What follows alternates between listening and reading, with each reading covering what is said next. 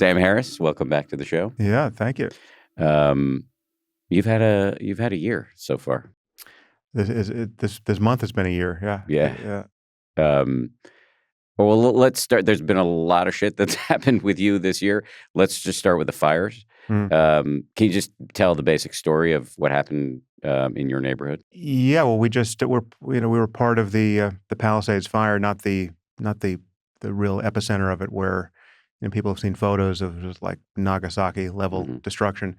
But on the periphery, but 4 houses burned very close to our house. So we're in a neighborhood that is remarkably untouched, and life will be, in fact, it has returned to normal there for most people. But we're close enough to burned homes that we decided we can't come back to our home yet, and who knows when. I mean, it might be a year. I mean, we're just waiting for the cleanup. So we've been dislocated by that whole process. And much of our lives were in the Palisades. Our daughter's school burned down. I mean, lots of things changed about daily life as well. And obviously we know scores of people at this point who lost their homes, right? I mean, I have a million questions about this, but just remembering the night that this happened, I checked in with you on text, and then you later wrote about this on your Substack, that you left with a wife, 2 daughters, 2 cats, a jar of MDMA, and a gun. Yeah. I'm not sure it was in that order, but yeah. There was a quote that you wrote about. You wrote about this in. Actually, I'm going to hold on that. Let me ask you this instead. This is, we're a couple of weeks away from it as we're recording it, and we're talking about it in a reasonably light way. But I have to imagine it was really hard on you, on Annika, your wife, and on the girls. To what extent did meditation help? Oh, a lot. I mean, that's, I can't say it helped the girls that much, but I mean, it helped us with the girls. I mean, I think I should acknowledge, by comparison with many other situations, we were in a very fortunate situation. Although for about 12 hours, I was actually sure we had lost our home. Like I got some false information online that convinced me at about midnight, the night of the fire, that our home was burning at that moment. And that was a kind of an amazing experience, just to kind of let go of all that in real time. Because when I left the house, we left pretty early, and I felt like we were being very conservative to leave. And then when Annika picked our daughter up at school, it was quite clear that the extent of the emergency. But when I was leaving the house, I took virtually nothing. And, I mean, I didn't really think it was within the realm of I guess I knew it was in the realm of possibility, but it did not seem likely that the fire was going to reach our house and, or our neighborhood. And, I mean, much less burn down. It seemed to burn down half the city. I mean, it was just at a certain point, the fire was such that, like, why doesn't the entire city burn down? Like, clearly we can't stop this, and this is now in the flats of Los Angeles and in multiple places. And there was, as people know, there were many cases of arson, and it was Armageddon of some sort in Los Angeles. And, but after 12 hours, I realized our house hadn't burned down. And then, then I recognized we were in a very lucky situation compared to many, many people, thousands of people. Yeah, it's a lucky situation, but it's incredibly stressful, and it really is a collision with the notion of impermanence. Yeah. The Buddhists win in situations like this. You realize that the impermanence reigns, and it's all rented, and it's all subject to entropy. There's nothing stable. Your body isn't stable, your health isn't stable, your relationships aren't stable, your career isn't stable, your house isn't. I mean, it's just it's constantly being shored up by effort to maintain it and improve it, and diminish the chaos, but in a situation like this, you realize you just can't take anything for granted, really. I mean, what you can take for granted is it's all unstable, and it can change at any moment. By what mechanism can one achieve some equanimity in the face of ceaseless change and entropy? Well, recognizing what you actually have in each moment, which is this moment of conscious experience, and your ability to locate a feeling of well-being in the midst of that, or your failure to do that, right? So what you're constantly experiencing, whether you think of it in these terms or not, is this alternation between some state of contraction where you're unhappy, grossly or subtly, and you're uh, you're responding to the world as though you have a problem that you must solve. And sometimes you do have a problem you must solve. I mean, in this case, we had the problem of having to evacuate and having to find another place to stay, and et cetera, et cetera. So it's not. I'm not saying that you can just meditate your way, blissfully out of a situation without having to solve problems. But the question is always, how unhappy do you have to be to respond to this challenge in the world? And most of us, most of the time, even after we learn to meditate, are by default far more contracted and unhappy and perseverative and ruminating, uh, self-lacerating, et cetera, um, than we need to be. You just don't. You can actually. I mean, and there are ways to have this epiphany or provoke this epiphany every time you lose it. One is meditation, but one is just a kind of reframing that many people are familiar with now, based on the growing popularity of Stoicism. You can just recognize just how much worse things can be, or could have been in this moment, right? And you can easily imagine a situation where, if you were in that situation, you would consider your prayers answered if you could only be restored to the problem you are confronting right now, Mhm. right? Like, you could have, you don't have the cancer diagnosis or the amputated limb, or, everything to come back to the fire, you didn't lose everything you own, right? You just now have a different problem to solve. And if you had been in one of those buckets, you'd be desperate to get out of it and into the one you're in now, right? So there's a way to actually just kind of reset and feel, okay, this is so much better than an adjacently possible alternative.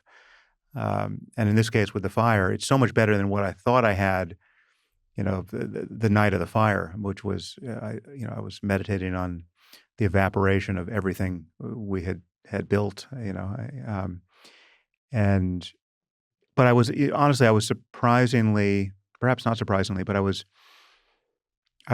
quite equanimous in the midst of that experience, thinking, at that moment, I'm lying in bed. I hadn't yet told the girls or Annika, um, but I had looked at my phone and I got, information that convinced me, again, it was around midnight or 1 in the morning, that, okay, our house is burning right now, right? And um, then I was just meditated on that fact. It was just like kind of one of those Buddhist graveyard meditations where you're just kind of meditating on the decay of the body, or you just how a meditation on impermanence. Um, and there's something quite beautiful about it, to recognize that there's there's no it it would only be attachment to the idea of those things that would allow me to suffer in Mhm. this moment. But non-attachment, it makes sense, absolutely makes sense, when you hear Sam Harris or Joseph Goldstein holding forth on it. Hmm. And when your house is burning, Yeah. I With no one you love in it. I mean, that's right, an fair important fair fair consideration. enough, Yeah. fair enough. But, Yeah. I think we feel some legitimate attachment to our possessions, hopefully not too much, but, I can make some defense of, Yeah. caring about the state of your Yeah. home, and And also it's not just to give some more color to that. In this case, when I was thinking about it, it wasn't so much the possessions, but it was also just the amount of sunk cost with respect to time and attention that they represent. It's like, we had designed the house, we had built the house, with like that was a whole process, and when you think about just, the thousands of books you have collected, and I mean, like all the choices that that created that, that material circumstance, is there so much time? Yeah. It's like it looks in retrospect, when you imagine it all evaporating, you just think, wow, that was, I spent a lot of time uh, gathering all that stuff.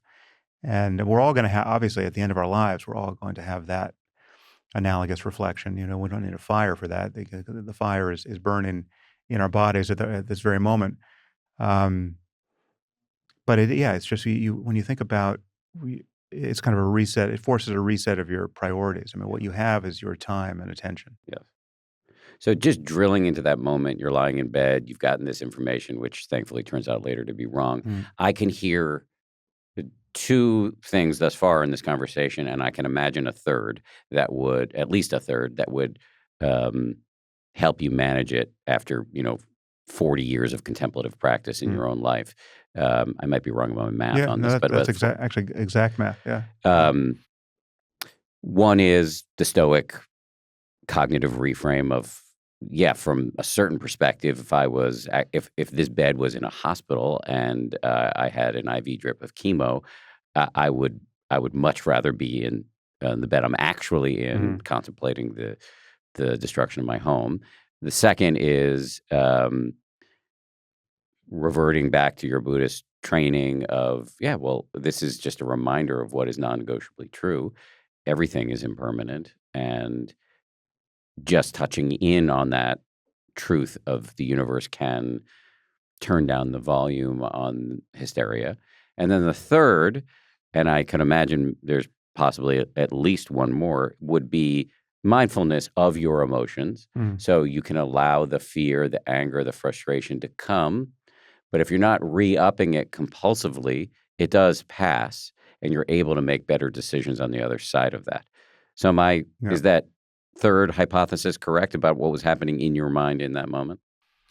Yeah, well, actually, in that moment, I didn't have much fear or anger or anything Hmm. to meditate on. I mean, there was much more equanimity than, I mean, honestly, I was surprised at just how easy it was to let go of all our material possessions, Again, I'm in an incredibly fortunate circumstance. So, like, unlike many people, we had fire insurance, right? So, like, I Mm. knew this isn't like, you're losing all of your actual wealth because, the fire is burning everything you own and nothing's insured.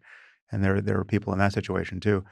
But yeah, it was just there's something, again, it's once you have this module installed in your brain, once you've thought about impermanence as much as we have, and use that thought to motivate a practice which allows you to let go of thoughts of past and future moment by moment. I mean, mindfulness by another name.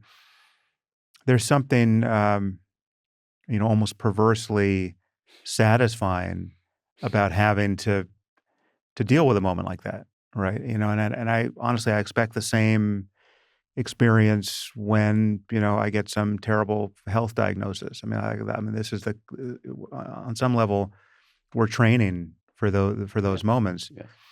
Um, where I more reliably fail, you know, and this is actually, on some level, much more consequential because it's much more frequent.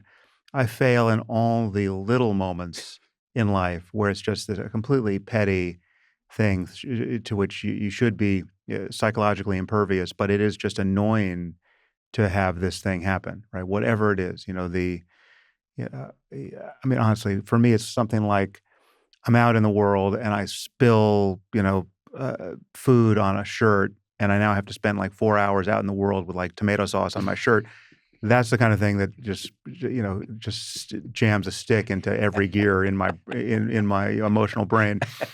Um, that's worse than believing that everything in my house, everything I own is burning up at that moment. Then I'm gonna have to tell the girls the next morning Yes. that happened, Yes. right? Like honestly, in terms of my departure from what I consider a normative state of, well-being and kind of recognition of, psychological freedom, the tomato sauce on the shirt is worse for me. I relate to that, and I'll hazard a theory about Mm, why that is, just, for myself. It's the volume of the mindfulness bell. yeah, So yeah, when something huge is happening, the mindfulness bell is a gong, it gets rung, yeah, like, you wake this up. is it, yeah, But this is the dance, yeah, yeah, exactly, the right, tomato sauce, it's for at least for me, it just doesn't it's not a wake up moment. right, yeah. You stay in the dream of your kind of dualistic reactivity to whatever's happening, yeah, and so for me, I think practice is much, the leading edge of practice is not so much the big moments, it's the little moments. Yeah. It's like, being making the ordinary glitches in life more and more salient as mindfulness bells. More, just that they goad you to pay attention more reliably. Because I know that the big moments are I mean, obviously, the big moments are more consequential in many ways, but there's so many more of the other. I mean, that really is the tissue of our lives, Mm. and yeah, so I'm constantly impressed, by how much of the day I can spend in this kind of mediocre orbit of just reacting to little things and being, just a complaining jerk, and if sometimes in the privacy of my mind, and rather often, to my wife and anyone else who will listen or not listen, as the case may be. Um, but yeah, and I mean, obviously, that's the missed opportunity, right? I mean, because then you spent half your day that way. I'm with you, brother. Yeah, Um, yeah, just to say our wives are on the other side of this wall, affirmatively having chosen right, not to listen to this conversation so that they can kibitz. yeah, So we have many similarities in our domestic situations. So I just want to go back to the gun. mm, In the moment of choosing, I should say the other thing you chose as you were fleeing the house was a mala from your days in India and mm, Nepal. Um, uh, and then you write on Substack, this moment of triage produced a brief reflection on the many years I'd spent traveling along seemingly incongruent paths. How many people understand the value of both a mala, which is a sort of a bracelet with beads on it, mm. and a gun, and can carry each without feeling like a fraud?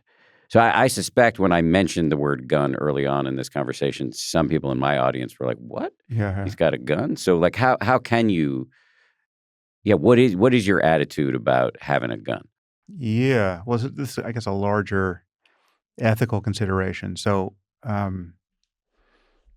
mean, actually not that many steps. So for anyone who's interested, I wrote, at least a decade ago, I wrote an article, which certainly blindsided most of my audience, titled "The Riddle of the Gun," wherein I kind of talk about what I consider, I mean, the kind of the ethics of violence more, and self-defense more broadly. I wrote a couple of articles. I think I wrote an article, "The Logic of Violence," too. But kind of in quick succession, like part of my midlife crisis took the form of me getting back into martial arts Mm, and training with firearms and doing those sorts of things. And but I had always kind of had that gear. I mean, from being a teenager on.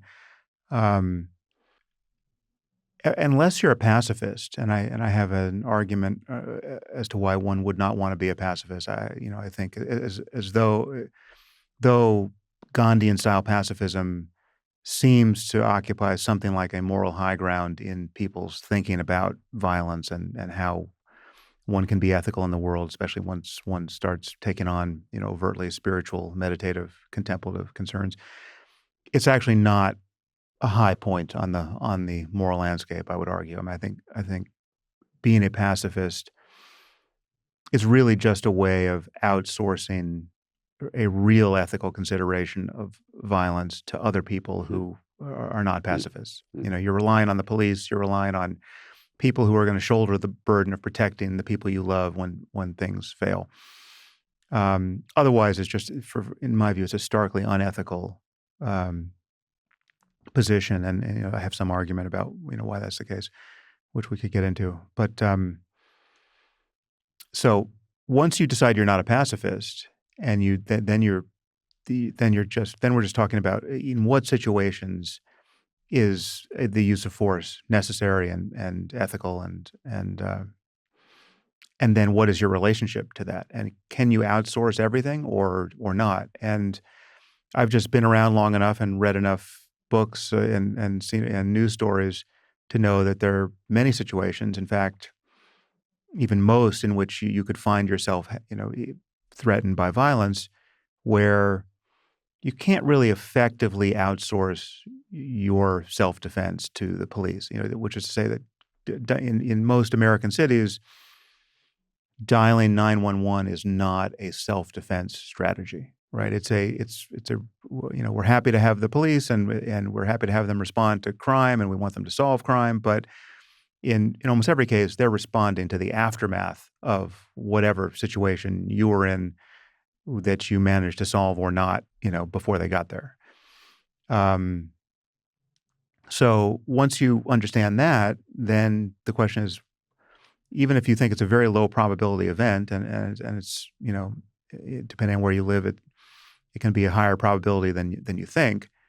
Um, what preparation do you want to have made to face a situation where someone comes into your home for the purpose of killing you and your family, right? Which is, I'm not worried about people stealing televisions. I'm worried about actual violence, right? People who come in for the purpose of harming you. And just Uh, to say, sorry to interrupt you, mm. you've had more than your fair share of death threats. I mean, Yeah, this is yeah. So I'm not talking yeah, to regular Joe in this right, regard. right. I mean, I have the same view of the situation, not being a public person, but yeah, when you add that component to it, it's not irrational for me to think about security and self-defense, and I mean, that's just, that's been true for 20 years, at least. So, um, yeah, so but this was a situation where I was anticipating, however dimly. I mean, again, when I left the house, it was not obvious that this thing was gonna get totally out of control.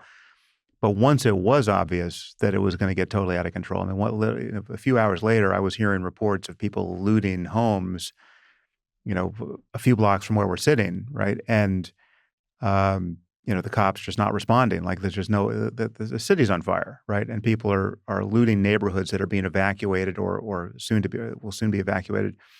There were even reports, whether spurious or not, I never got to the bottom of them, but there were reports on social media that people were lighting fires so as to provoke an evacuation order so that they could loot the Oh, homes, right?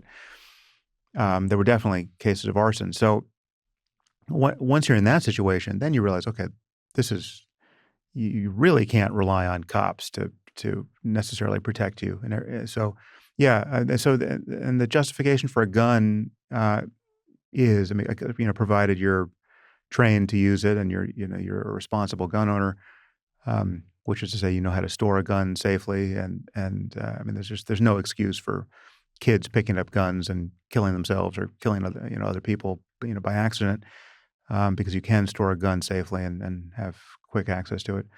Um, but the justification for a gun is very much as the odious organization, the NRA, would allege. It is the only thing that really equalizes your capacity to use force against somebody else. I mean, in the absence of a gun, even in the presence of other weapons, right? Even everything else becomes an athletic event, right? Like, you are wise to expect that the younger, more aggressive, larger person is going to win. Certainly, the better trained person. You stack all of those advantages. Then there's nothing that the little old lady can do to defend herself, right? There's nothing that the even well-trained, very fit, young man can do to defend himself against multiple attackers, right? I mean, the stuff you've seen, I mean, they're kind of 1 in 1,000 results where, there are a few associated YouTube videos where you see one guy defeat, 4 attackers because he's a boxer and he's being attacked by bozos and he manages to defend himself. But normally speaking, it doesn't matter if you're a Navy SEAL, you're not, you can't defend yourself against multiple young guys who are not bozos, except if you have a gun, right? So a gun is an equalizer, and more importantly, it's one of the only weapons and the only really reliable weapon that gives you range from the problem, right? Like it's the only thing that if someone kicks down the door of your house and you're in the living room, 20 feet away from this person, you can defend yourself, right? You can negotiate, you can tell them to leave, and if they don't leave, you can defend yourself.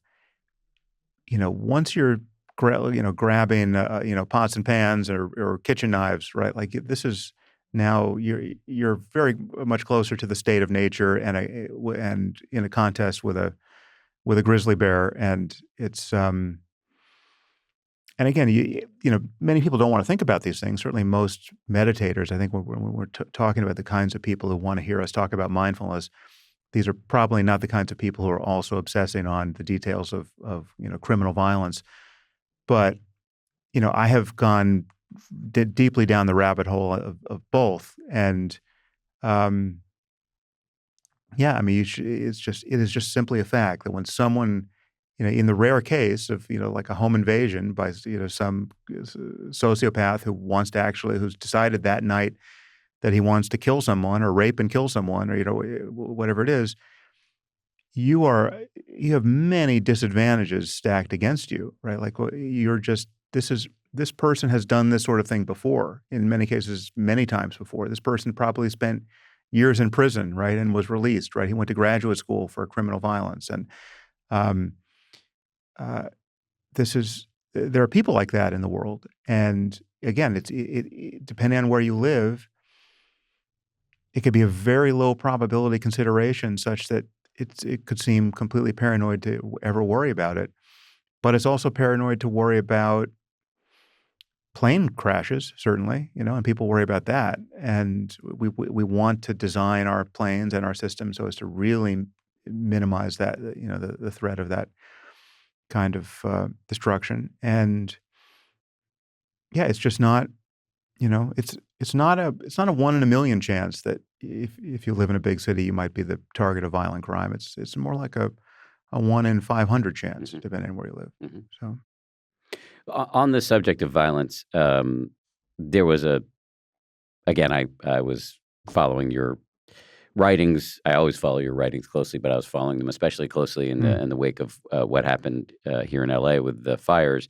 And there was a phrase in something you wrote that just kind of stuck out to me, and I'd be curious to hear what your intention was. This is where you're referencing the fact that people are breaking into homes and looting. And you say, when I later heard that some of these looters may also be arsonists setting fire throughout the city so that they can plunder the lives of everyone forced to evacuate, I noticed that the phrase police death squads had a nice ring to it. Right. Yeah. Yeah. I mean, that's a little tongue in cheek, but it definitely captures an emotion that I was feeling, which is just like the absolute limit of moral outrage. I mean, just the idea that someone would do that, right? You have this catastrophic fire that is driving people from their homes. The idea that you're going to have people who are setting more fires so as to drive more people, so they could prey on the people who are fleeing their homes.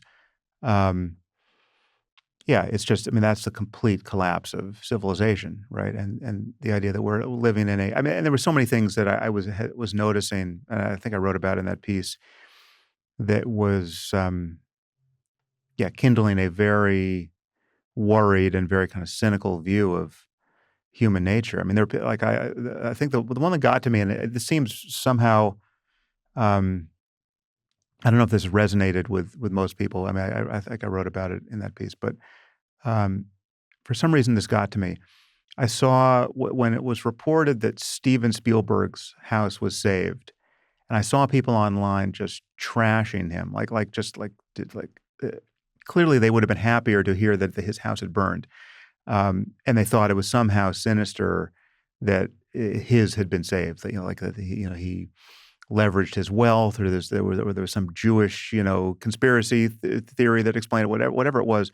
Um, I mean, there was some nexus of awfulness that explained that response, but the thing that got me was that I know that many of these people, if not all of these people, have over decades happily watched his films, right? Like these are the people who buy tickets to Spielberg's films, and yet they were not even overtly poised to celebrate the kind of the ruination of everything he had accumulated in life. There's just something so this goes in this larger bin of just what the internet is doing to us, Mhm. right? It's like there's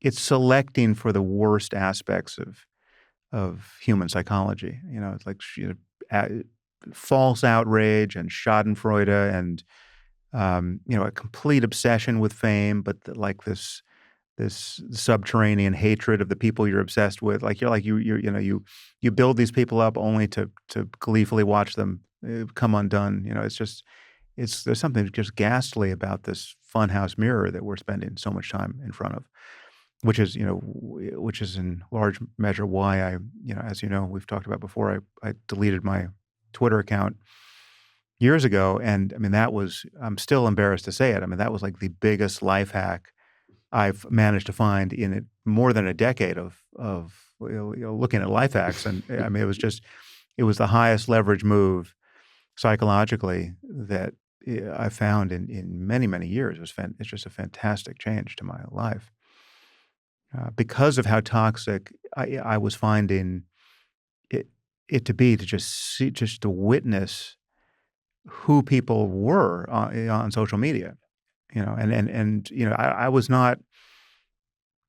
I mean, I certainly wasn't my best self on social media. I don't think I did. I don't think I participated in kind of pylons or internecine um, squabbles that embarrass me in retrospect. I mean, I definitely contaminated my life with more um, controversy than it needed. But I don't- it's not that I ever really behaved badly online. At least I'm not remembering anything that I regret. But it was just toxic to see what everyone else was doing, and to know that I knew it was if not an entirely false perception of them, but uh, it was certainly a partial view of these people, and yet it was turning me into a kind of misanthrope. I mean, I was getting, it was my view of humanity was getting darker and darker and darker,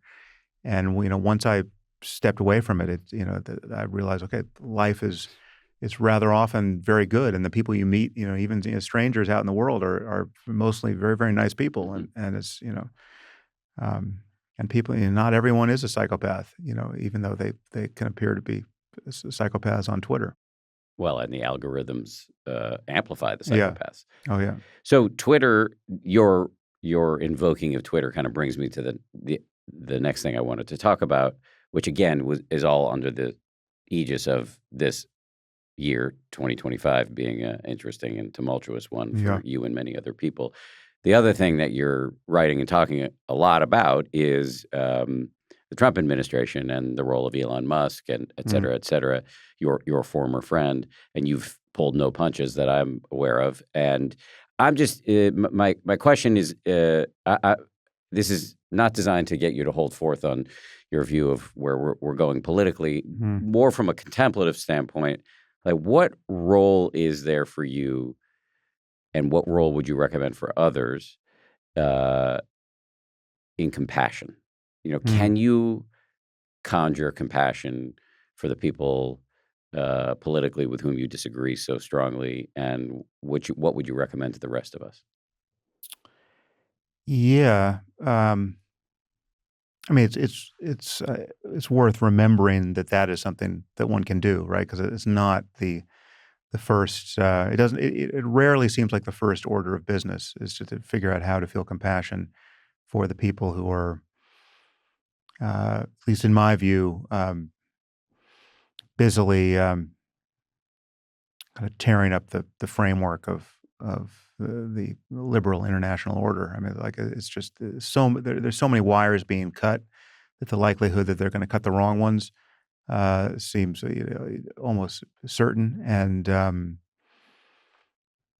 yeah, so there's a lot at stake, and there's a lot that I'm worried about happening that may well happen, compassion or not. But yeah, on some level, I view all of these people, even the people who are hardest to feel compassion for, as I mean,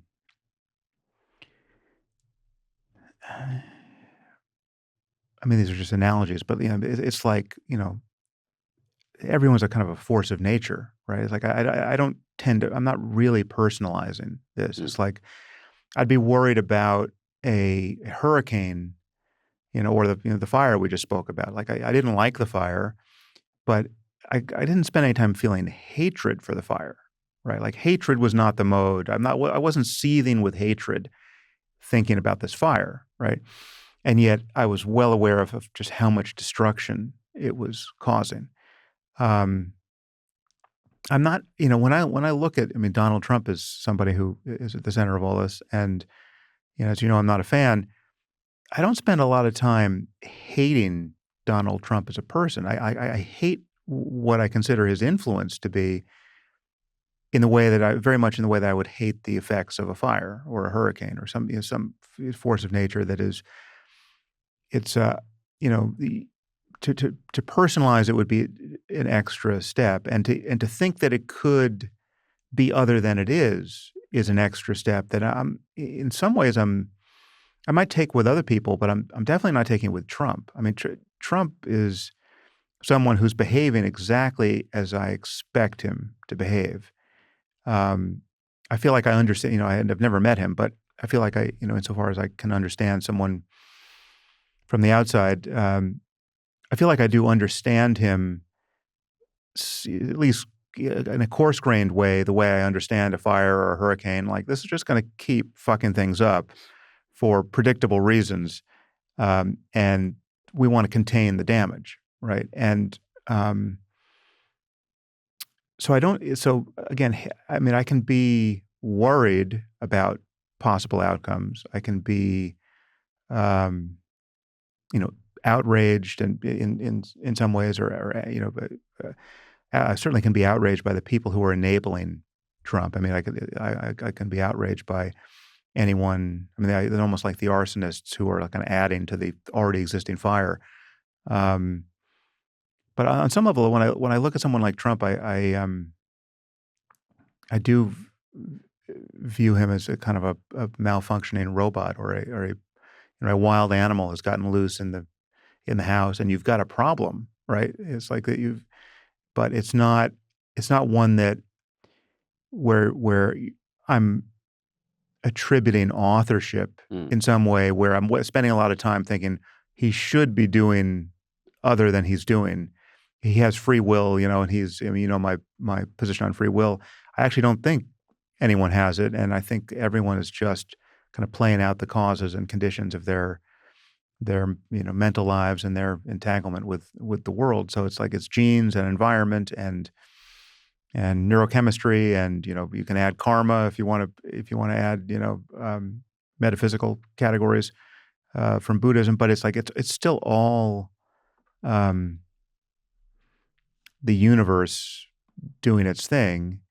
But I still have a very clear preference for certain outcomes over other outcomes, and I think it's rational to have that preference, and it can be agitating, but it's not. I mean, I know a lot of people would think, it was certainly based on what I've said and written, that I hate Trump, right? That hatred is the emotion. And no, I would be happy to never think about him again. It's like it's astonishing to me that he is a person who has occupied a decade of our lives collectively and has become this sort of black hole for human attention that, we haven't been able to escape, right? But it's not, yeah, it's, some impermanence once again will, eventually Mhm. reign here. There will come a day where we don't have to think about Trump anymore, but it's gonna be a while. The Just to echo something you said, I've had some pushback on social media when I talk about the value of compassion Mhm. in this divisive context. Um, and I think that's because people hear that word and think it's synonymous with approbation or giving them a hug or inviting them over for dinner or being a doormat. And I Mhm. actually, you know, I think of it as non-hatred at the very Right. least. And the hatred doesn't help you stand up or take action. What's called for now is for all of us to do our best to be useful in this situation. And I don't think the hatred is an asset Mhm. in this regard. I think it actually is a Yeah. reason why we talk about blind rage. There's a And actually with Trump, it's worse, um, or it's kinda hard trickier to navigate psychologically and socially 'cause when I see Trump on television, again, I've never met him, so I've only seen him on television, um, I understand what his fans are seeing, right? He's entertaining. He's funny, right? Like, so and that stuff, I mean, he's not persuasive, like, I see someone bullshitting and lying with, greater velocity than anyone in human history. So he's not persuasive for me, and he is clearly persuasive for his fans, but he's entertaining, right? Yep. And whenever he's hitting those notes, the reward system in my brain is lighting up too. It's like I'm not feeling hate. I'm feeling the opposite of hatred. I actually like I like the guy. It's because it's entertaining, right? It's not boring. Um, and so it's not so I'm not totally immune to his charm. Like, he's got a charisma that I understand and, that some part of my brain responds to it. I'm just continuing to keep track of the other, consequences that I care about, and, I'm worried that we're all in danger of entertaining ourselves to death on some level, I and I part ways with you just slightly there mm, because, there are moments I think you and I were talking about this at a dinner we were at recently, and I'm gonna mention a current event that is recent for us, but by the time this posts in a month will probably have been forgotten and the mm, tsunami of whatever fresh outrages await. Um, just watching him in the Oval Office with Zelensky, and I'm not saying Zelensky was yeah, blameless here, but that was as clear a case, in my view, of bullying as I've ever seen in public, and mm, as somebody who has been bullied in his childhood and was also a bully, mm, um, it really jabbed at some of my cycle. I did not find him entertaining or likable right, in that moment. yeah. I mean, I guess I even in that moment, I find him ridiculous. So, like, there's a kinda comic quality to him always. The person, who I found most repellent in that whole scene was JD Vance.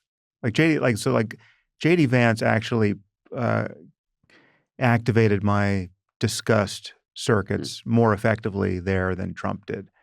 I mean, there's just something so, contemptible about, everything he was contributing to that and how cynical I know he must be in order to have found that particular orbit through Trump's world. I mean, because I know he's smarter than that. I know I actually didn't I never read his book, Hillbilly Elegy, but I saw enough of the coverage of it and, saw enough of him at that point when he was launching it that I know that on some level he knows better, right? He's much more of a cynical Machiavellian operator just nakedly seeking power and his personal advancement. Trump is like a badly designed mind that is just always seeking the reward function of, fame and money.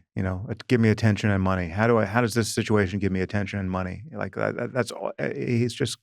He's like the perfect case of, ADD mapped onto a landscape where attention and money are possible outcomes.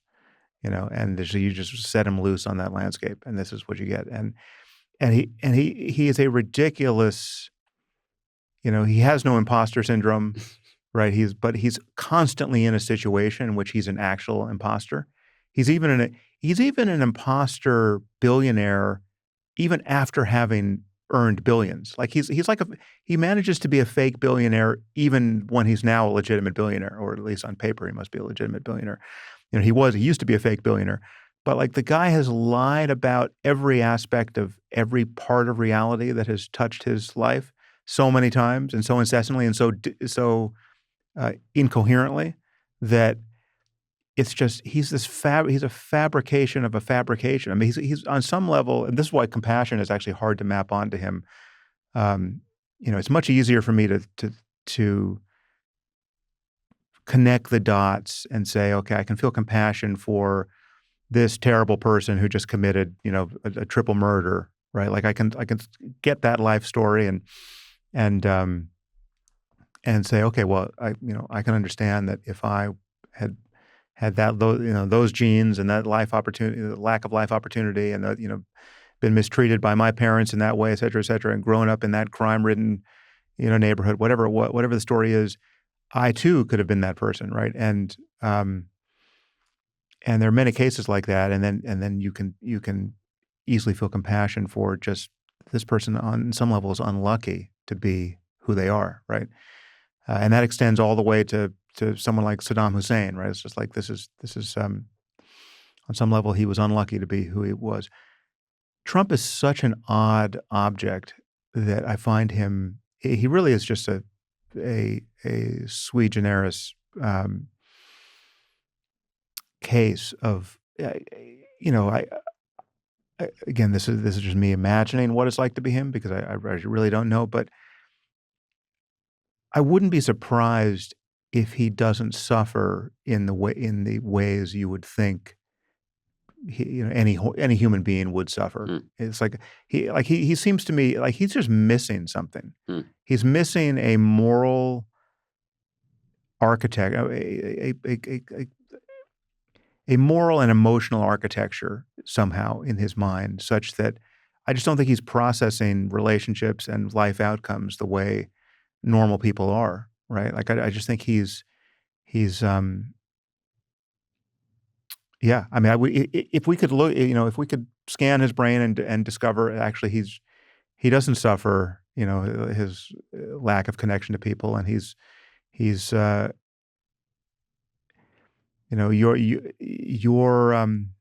any sort of a Buddhist imagining that he's, that on some level he's in pain is actually not true. Like there are people who don't feel pain, physical pain, right? And that's very, very bad outcome. Like, they bang their hands into the corner of a table or whatever and get an injury and they don't feel it, right? Maybe there are people who don't feel psychological pain in ways that would surprise us, right? I mean, he's just incredibly odd, and so I do view him more as I certainly wouldn't want to be him, right? Like I would feel very unlucky if I would not want to trade. So on that level, I feel that he's, an appropriate object of compassion because I think he's unlucky on some level to be who he is. And that's a very strange thing to say about the most powerful person on earth and one of the most famous people in human history. And the person who, if you stand back and look at it, is probably getting more of what he wants than almost anybody. It's like on some level, he's the most successful person I can think of. yeah. When you just think of what his appetites Yes. are and what he's managed to achieve, his comeback politically is without question the greatest political comeback I can think of. I mean, if there are others that even compare, I couldn't name them. it's just astonishing. Like on some level, we're all living in his dream world, right? I mean, it's just it, and yet he is so obviously barely human. Like he's missing something so fundamental, and it's so obvious that. Um, and again, I can't say this of someone like Saddam Hussein or Osama bin Laden or people who are obviously worse people on so many other levels, right? Um, he's just not a normal person, right? And some of those people were, I think there are some terrible people who've created immense harm who are psychologically normal people. Yeah. Was that enough Trump Yeah, derangement yeah. syndrome for you? Okay. I started it. Just when I thought I ran out of things to say about Donald Trump, you ask a question. You invoked free will, Yeah. and I'm going to bring this back up with some hesitation because it could take over the rest of this conversation. You and I have talked, you probably don't remember it, but we've had many discussions about free will, and I still don't understand your point fully. And so let me just ask it from a very basic standpoint, just because I'm trying to represent the listener who might have heard you say within the context of discussing compassion that we don't have free will. So then do I not have, if I've made the decision after listening to this conversation to practice more non-hatred in my navigation of the American political landscape, or if I, after listening to this conversation, make the affirmative decision to download the Waking Up app at wakingup.com/10%. If I make those decisions, are those predetermined, or do I have some agency and deserve, therefore, some credit for having done the right thing? Well, it's not that they're predetermined. I mean, so there's some question about just whether there's an important contribution of randomness in this clockwork universe, or if it's deterministic, or some combination of the two. I mean, at the scale at which we live, right? I mean, leaving kind of quantum indeterminacy aside, at the scale of our living, there's obviously a lot of determinism, right? There's a lot of just one domino hitting the next, and they go down in predictable ways. And Can I just jump in on that for a second? I apologize. But so by determinism, you mean there's this incalculable gumbo of past causes and conditions that have led us to this moment, and we are acting out our past conditioning without much agency whatsoever. Yeah, or just that even what you're calling agency is just more dominoes falling, right? So like your preference for certain outcomes is what it is. You know, we know you're going to choose the chocolate over the Vegemite because you hate Vegemite, right? So like, are you free to choose the Vegemite? Well, yeah, but you hate Vegemite.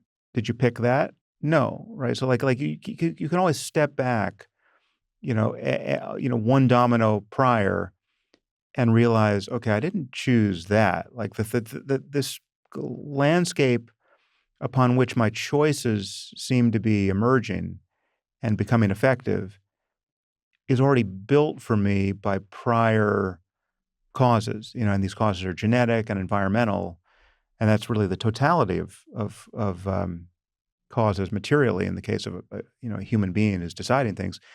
If you want to add something ethereal to that, a soul or a mind that is in some way divorceable from the workings of the brain, that's fine. But again, you didn't create those things either, right? The you that is the experiencer didn't, pick your soul, right? And you can't account for the fact that you don't have the soul of a psychopath or the soul of somebody who's crazy enough to prefer Vegemite over chocolate, right? So like you have the causes and conditions you have in this moment, mental and physical, locked and loaded, ready to go, and now you're confronted with the next apparent choice, and you will do what you will do. And even if you seem to let's say 99 times out of 100 you make the decision one way, but one time out of 100 you decide to just do something new, right? Do something out of character, right? To like, oh, I'm going to go for the Vegemite now just because Sam said I wouldn't, right?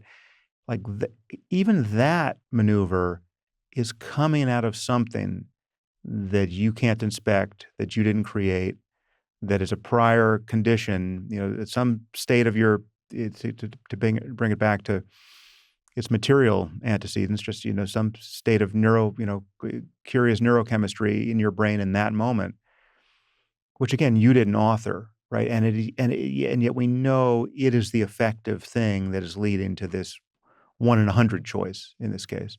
Um, so yeah, so if our conversation has an effect on a listener, right, and they want to do something as a result or not, they're not choosing that outcome. Like that, if I say something persuasive and someone is persuaded by it, right, they're not choosing to be persuaded. If I say something that is interesting and someone finds it interesting, they're not choosing to find it interesting. If I say something that's deadly boring or confusing or however it strikes the listener hasn't chosen to have that reaction.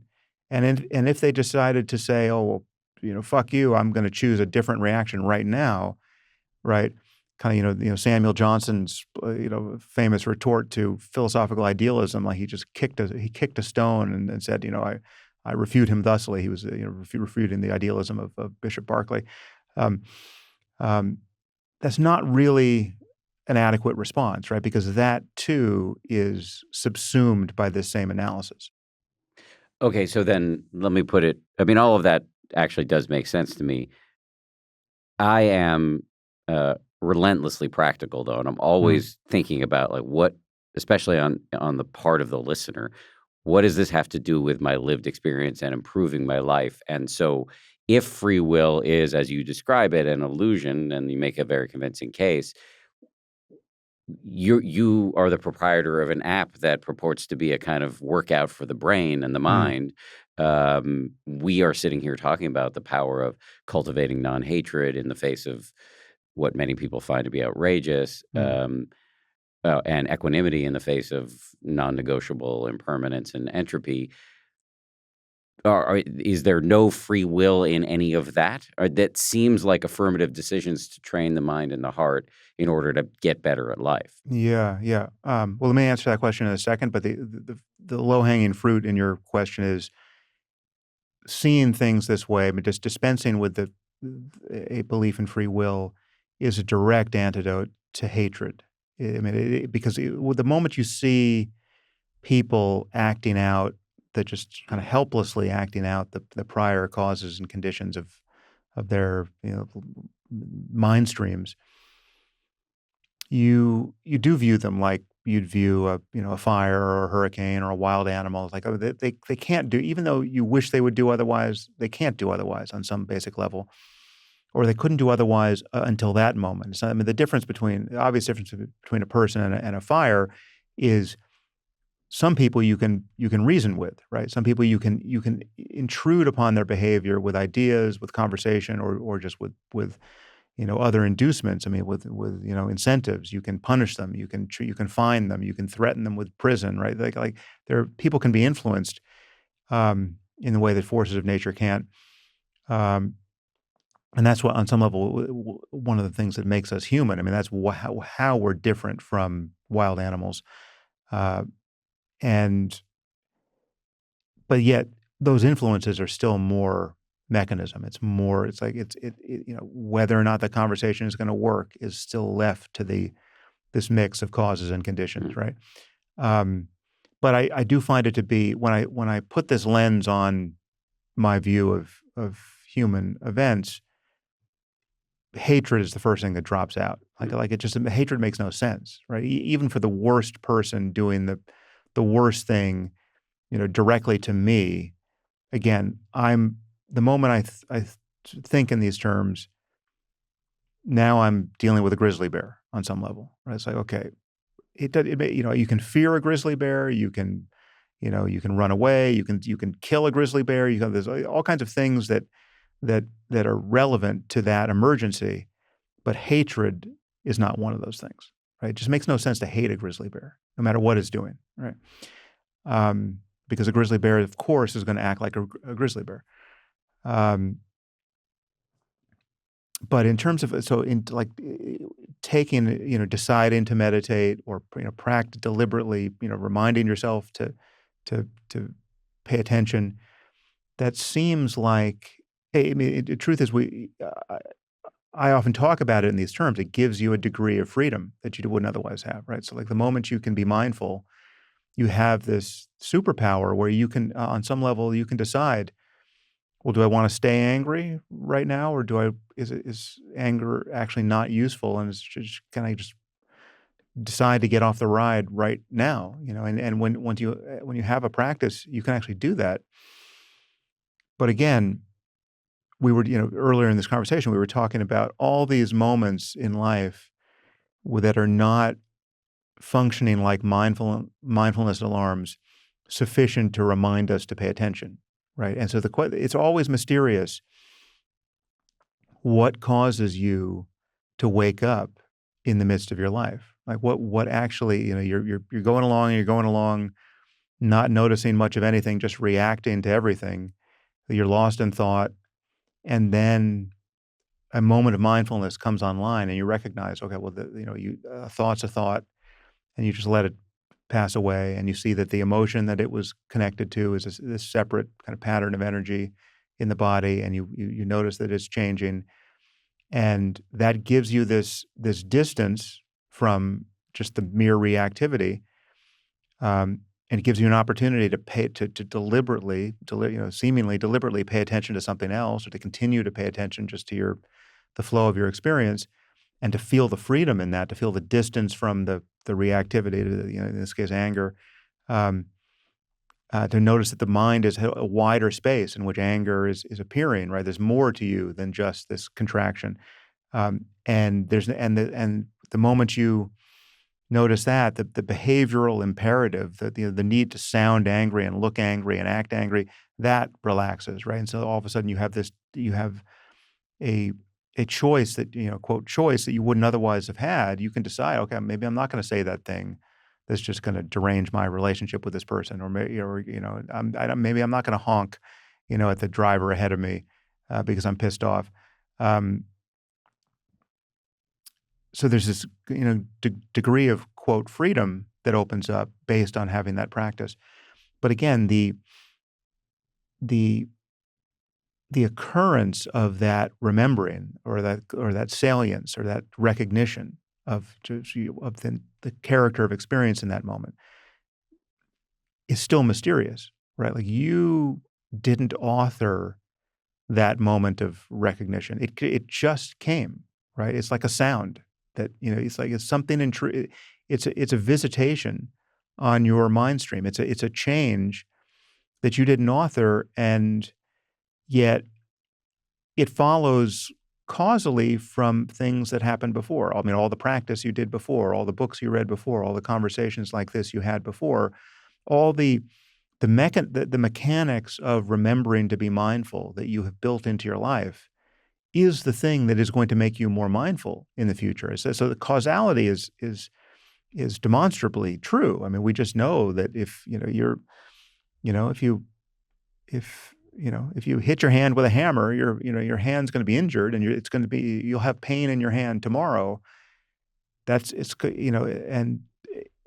Mindfulness is just as causally integrated in actually in your physical body as all that, right? I mean, this is, on some level, the practice of mindfulness, the propensity to remember to be mindful, is just a physical change that has been introduced in your brain at some point in the past, right? And it's getting ramified the more you do it.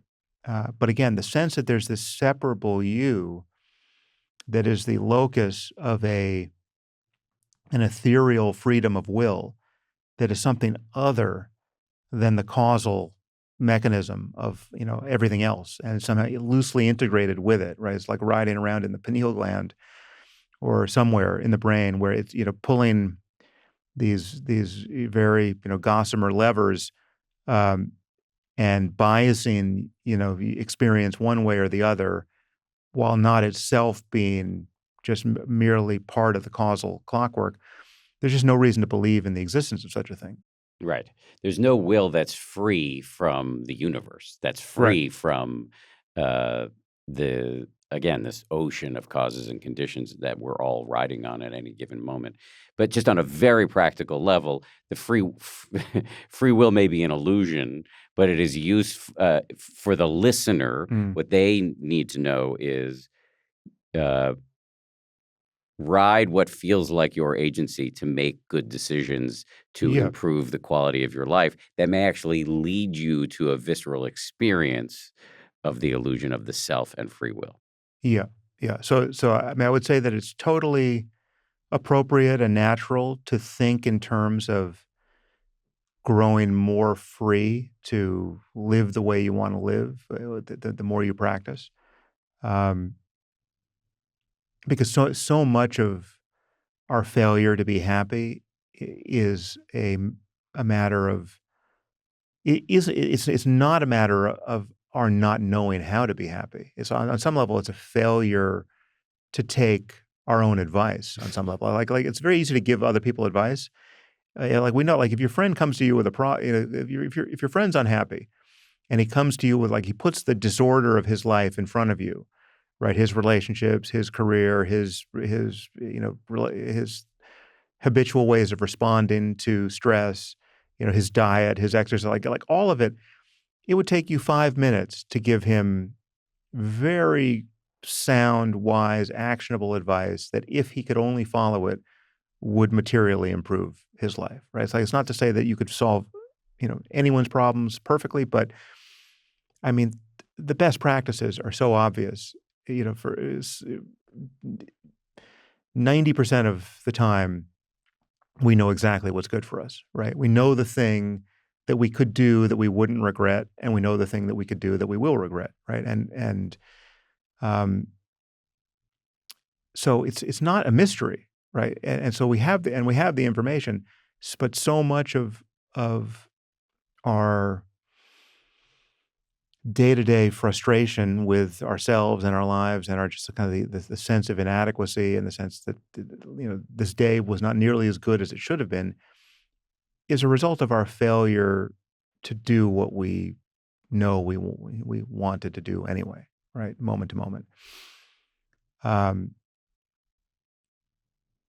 I mean, on some level, it's a failure to have made our minds our friends, right? Like we treat ourselves again. I'm using language that can't really be justified because there's not many of us in there, but we on some level we live in relationship to ourselves, right? And we treat ourselves in ways that we would never treat a friend, right? You would never talk to your friend the way you talk to yourself about the thing that just happened or the thing that you just did, right? So on some level, it's a practice is a matter of becoming your own wise, compassionate, best friend more and more of the time, right? Like, so you're riding shotgun with yourself and like always giving good advice and um, putting your hand on the wheel in a way that actually solves the problem, right? Rather than just makes it more excruciating. Right? And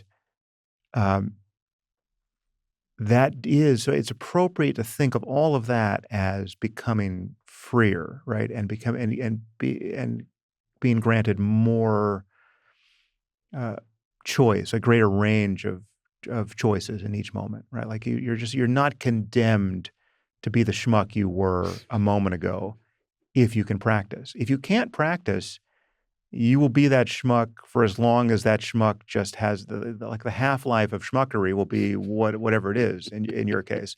And maybe you'll get diverted by, an ice cream cone or like something else will happen and you'll have a different experience. But if you have no perspective on the flow of thought, right, as just an appearance in your consciousness, if you've never seen an alternative but to be identified with the next thought that arises, right? Like if you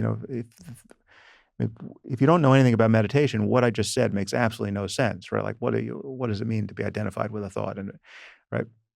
But what mindfulness is is a practice that allows you to break that spell of identification. Like, otherwise it's very much analogous to being asleep and dreaming and not knowing it's a dream, right? Like if you're asleep and dreaming and you're, leaving lucid dreams aside, you don't know you're dreaming.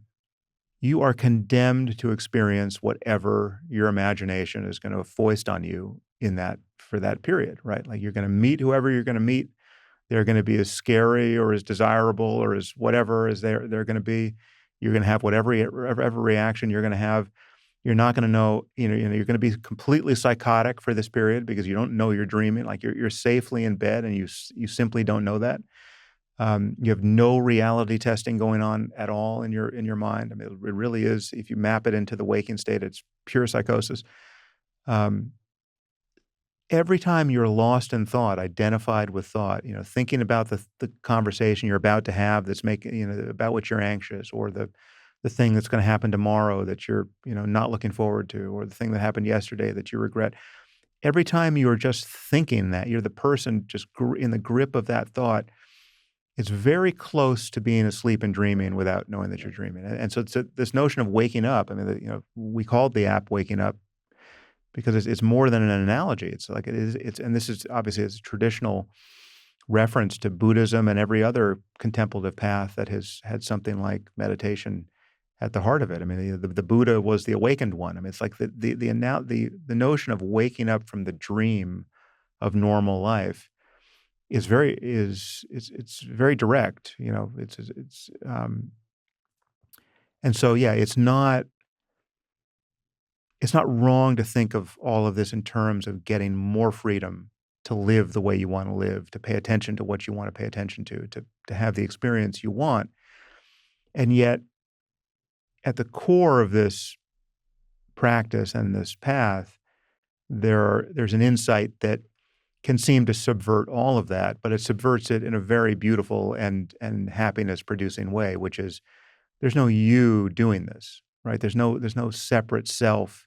There's no rider on the horse of consciousness, pulling the reins and making these choices. There's just experience, right? There's just the flow of experience, and on some level,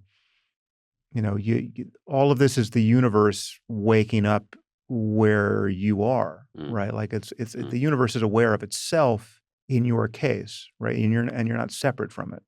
And the sense that you are separate from it is another instance of what it's like to not recognize a thought as a thought. Mm-hmm. You've really beautifully articulated the fact that you're sort of riding the flawed horse of ego all the way to seeing that the ego or the sense of I doesn't exist in the first place. And so we have now arrived at a point in this conversation that we arrive at every time we have a conversation, which is this sense that a lot of people find deeply counterintuitive, that the self is an illusion, which you're arguing and many contemplative traditions argue is not only true, but also deeply helpful. And on the Waking Up app, in taking your introduction course, you start off with very traditional mindfulness teaching. It's I, Dan, am watching my breath come and go in meditation. And then over the course of this 4-week introduction, you start to switch things so that we're investigating what is this sense of I, Dan, that's watching this breath. Right. For those of us who haven't had a chance to take the course yet, are there any simple instructions that would allow us to maybe just get a glimpse into this illusion so that we have some sense of what the fuck you're talking about? Yeah, well, it's it can be frustrating for people because there's a very straightforward and easily understood and not at all, at least in principle, frustrating version of the path, right? I mean, the ordinary, what I call, the dualistic mindfulness practice is very easy to teach. It's very easy to learn. It's not. I mean, it's can be frustrating to practice because your mind is out of control, right? I mean, you try to meditate and you get lost in thought, and then 5 minutes later you remember you were supposed to be meditating, then you come back to the breath. But there's nothing paradoxical about it, right? Like you understand your mind's out of control. You're now training attention on an object of meditation like the breath, and eventually you can pay attention to anything, sounds and sensations and moods and even thoughts themselves. But it's a practice. Like it's like learning the piano. You don't know how to, your first day on the piano, you understand you don't know how to play the thing, and it's going to take many, many hours and lots of repetitions to learn how to do it. And it's a very kind of linear, progressive path. Like you start in ignorance and you gradually accumulate skill and knowledge, and you can see and feel and hear the consequences of all that. And so it is with meditation. You can build concentration. Um, you can become a more seasoned student of your own mind, um, and you can notice progress. And again, there's nothing strange and hard to understand about that whole process. It can take longer than you want. It can be harder than you want. You may feel like you don't have, you know, the natural talent for it that you wish you had, right? And so again, so you can map this onto piano or sports or anything else. These are all things you learn, and gradually, sometimes all too gradually, which is to say, very, very slowly and with great effort, you get better at these things. But the real truth of this path, I mean, the thing you really ultimately wake up to, the thing you get glimpses of, even dualistically along the way, subverts all of that, because unlike piano and unlike sports and unlike anything else you learn, the thing you're becoming acquainted with in meditation, the goal of the practice, the thing you're trying to recognize and ultimately never lose sight of, is already here, right? It's already the nature of your mind, right? It's already what consciousness is like prior to your identification with thought, right? So it's not it's not like it can seem, dualistically, that you're in the self-improvement business, right? Like we now have a practice very much analogous to, physical exercise, right? Like you start out, you're not in shape, and you go to the gym, and you meet a trainer, and now there's a path by which you could actually get to be in shape and even in great shape. And you can see the posters on the walls of all the people who got there before you, who just are in fantastic shape. And so there's no illusion, like however hard it is, it's possible to get there. And so it is with the mind. You can become, if not the Buddha, something very much like the Buddha, right? You can become free. You just have to kind of gradually train your mind. But the thing is, the punchline of this is that it really isn't this progressive thing in the end. There's this reality to the mind. There's consciousness is a certain way, and meditation is recognizing it to be that way. A moment of a really successful moment of meditation is just a recognition of what is already the case, right? So there's a paradox here.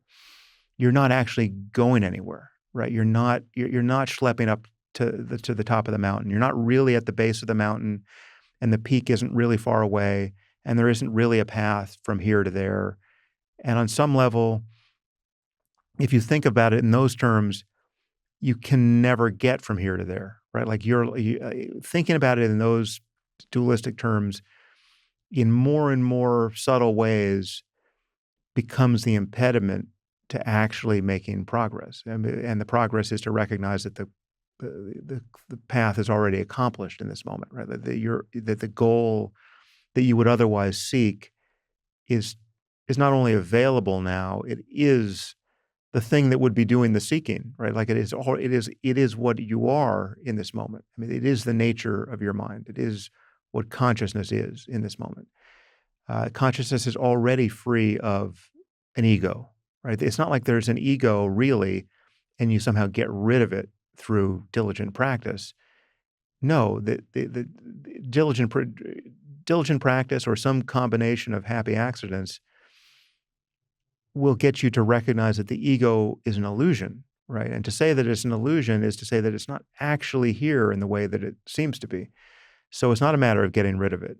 Um, so again, so that's where all of this becomes harder to understand, but uh, it's nonetheless true, and it it also suggests that the promise of this paradox is that you're actually not far away from your goal, right? So this, like the sense that you might be condemned to just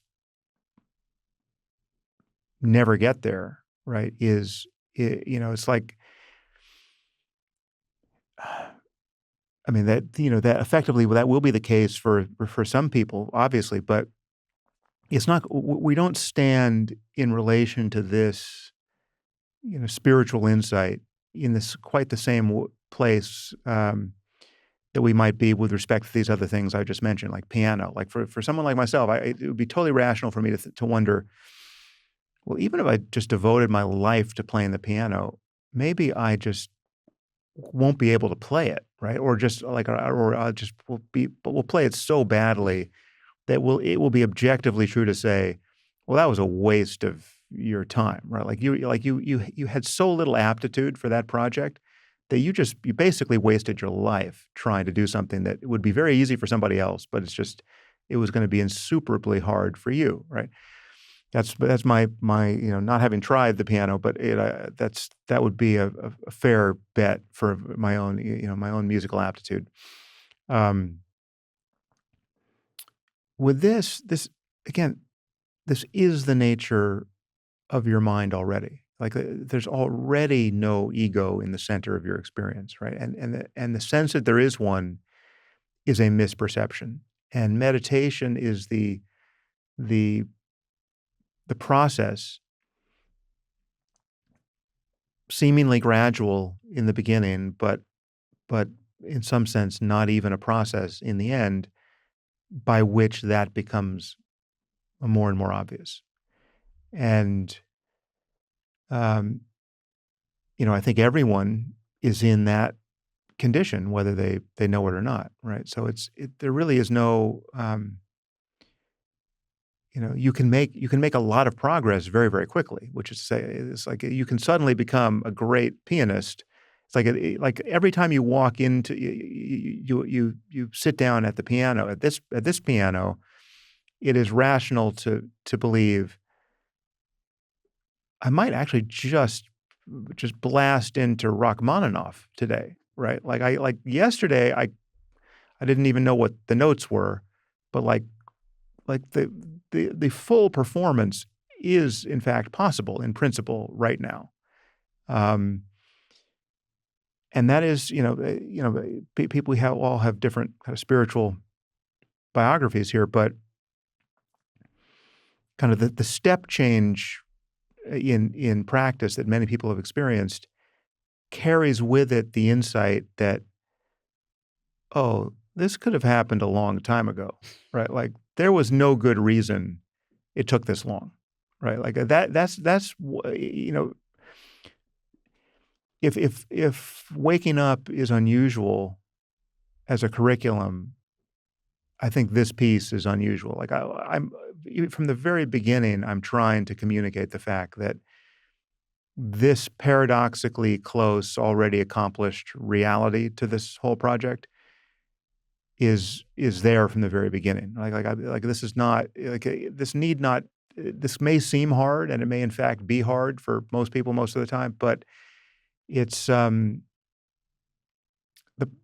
can get to the punchline far sooner than you would expect, and in the end there's no good reason why it didn't happen sooner.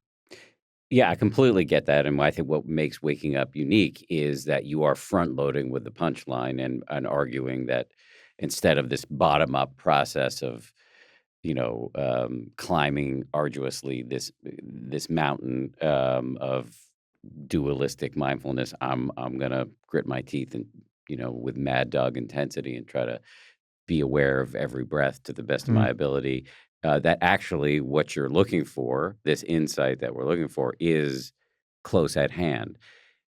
and you really, and I think quite skillfully get us there. Although, as you were saying before we started rolling, sometimes there's a moment in the intro course when people, revolt a little bit Yeah, because you're yeah, asking us to turn our attention back at, oh, who's the self that's feeling the breath? yeah, Um, yeah. so I guess my question is kind of a repetition of the question I asked earlier. For the listener now, uh, what is the mental move we can make that might get us in the neighborhood of this maddeningly close realization Hmm. that we should have had years ago? Yeah, well, it's always some version. There are many ways to say this, or not that many ways, but a few ways to say this, and I employ all of them. But it is some version of looking for what is looking. It's looking. It's looking for the seat of attention. It's turning attention upon itself. It's looking for the looker. It's looking for the self. It's looking for the mind. It's looking for the thinker of thoughts. Right. So it's all just a way of saying that this the sense that we have, our default sense of being the subject of experience, being a point from which attention can be aimed at experience.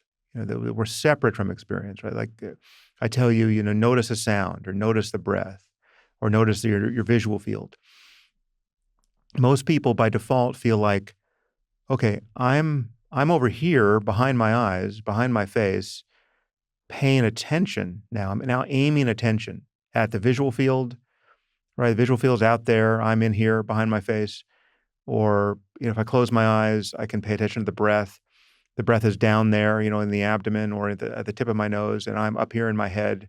And I'm this locus of conscious attention that can be that again, and this is also the seat, this is the sense of self. It's where the free will, if it exists, would be hiding, right? Like this is the feeling of being not just in the world, but in one's body in the world, right? Because most people don't feel identical to their bodies. They don't feel they don't inhabit their bodies down to the tips of their fingers and the tips of their toes.